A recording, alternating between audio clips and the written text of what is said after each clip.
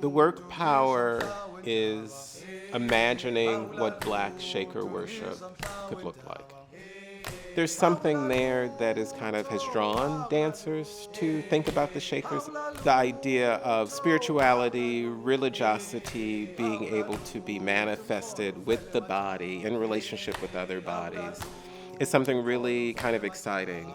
So when I heard specifically about Mother Rebecca Cox Jackson in Philadelphia having a Black shaker community, it seemed like there were two worlds that I had never actually put together in my imagination. So thinking about Black shout traditions and thinking about white New England shaker, I just had never imagined them interacting.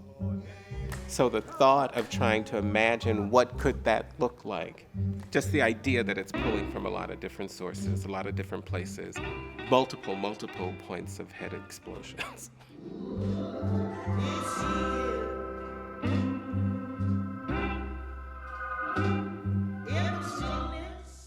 It also seemed parallel to my eternal and ongoing obsession with thinking about Black and Africanist traditions in relationship to white or postmodern performance or religions, and seeing that I'm not the first person to kind of come up with these ideas or think about these ideas, but they've been going on in a lot of different contexts. Let's make this rehearsal about really finding directions.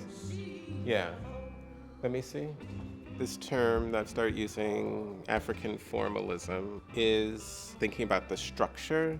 What is the structure that makes a piece of choreography? Where it happens, what the body is doing, how fast or slow the body is doing it, how many bodies are doing it, where are they doing it, how are they doing it.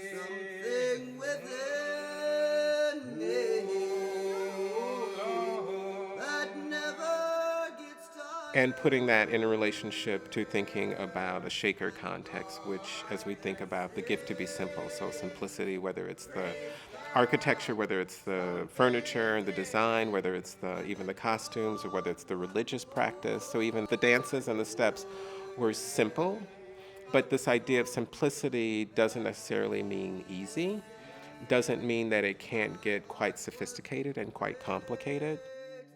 We actually brought in a mathematician, Jesse Wolfson, who we've worked with before, to help us think about how the dancers were experiencing the patterns. So systems of like where the dancers might start and where they might end up, and how many times we had to repeat that before they got back to home base.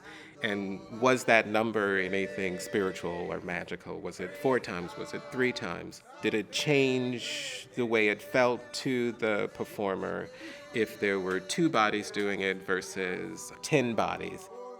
I think that there is power in that mathematics, in those patterns.